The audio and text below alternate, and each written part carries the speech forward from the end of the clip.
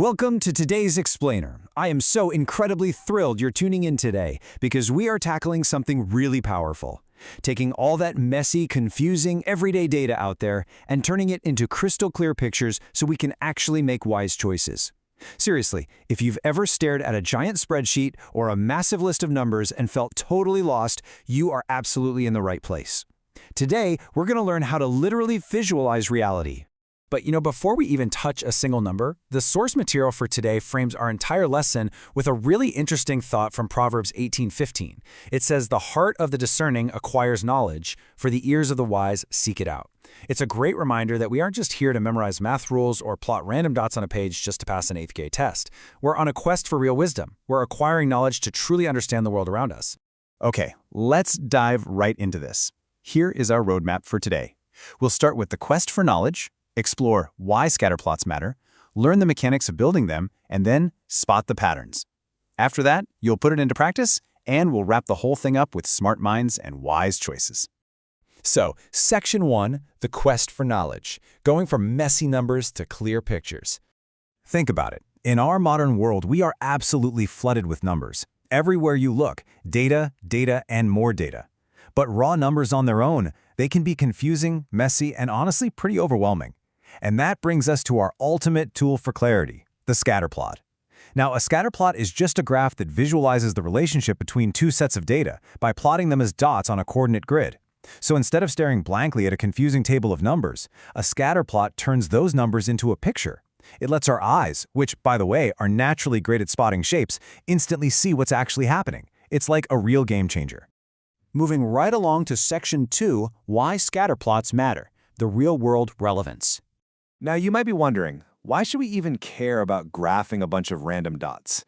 Well, because visualizing data equips us to draw conclusions and make wise decisions literally everywhere. In science, a botanist might use a scatterplot to see exactly how hours of sunlight affect plant growth. In sports, coaches use them to analyze if grueling training hours actually translate to wins on the field. Businesses use them to figure out if their advertising dollars are actually bringing in paying customers. Even health professionals use them to track things like diet against heart rate. When you can visually see the data, you understand reality. All right, Section 3, building your scatterplot. Let's get into the mechanics. So how do we actually build these things? Well, first you've got your x values. This is your independent variable, and it always runs along the horizontal axis at the bottom. Then you've got your y values. This is your dependent variable, running up the vertical axis. Every single dot you plot is a combination of these two things. For instance, if you studied for 2 hours and got a 75% on your test, that becomes a single point on the grid right at the intersection of 2 on the x-axis and 75 on the y-axis. It's an ordered pair, 2, 75. Easy, right? Building one is a breeze if you just stick to these 3 essential steps. Step 1, label your axes. Tell us what we're looking at. Is it hours, dollars, inches? You gotta give it context. Step 2, choose a consistent scale. You can't just jump from 0 to 10 and then suddenly from 10 to 100. You have to keep the spacing equal so the visual picture doesn't get all distorted. And step 3, plot each data point carefully and accurately. Take your time here.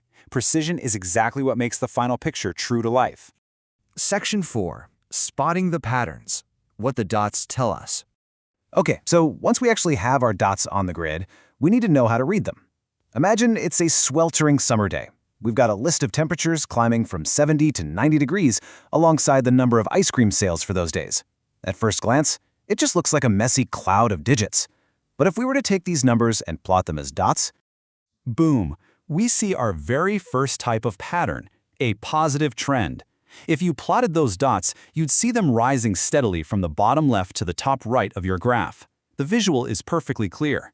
As the temperature goes up, ice cream sales go up. The hotter the day, the faster that ice cream melts, and the more people buy. It makes perfect logical sense, and the scatterplot proves it visually. Let's look at another one. Here we have hours studied compared to the test score a student received. 1 hour gets a 60, 2 hours gets a 70, all the way up to 5 hours getting a 90. And just like the ice cream, plotting these numbers reveals a super clear positive trend. More study hours yield higher test scores. The dots just march steadily upward. It's literal visual proof right before your eyes that hard work actually pays off in your grades. No way around it. But what happens when the numbers don't line up so neatly? Look at this set of data. When x is 1, y is 50.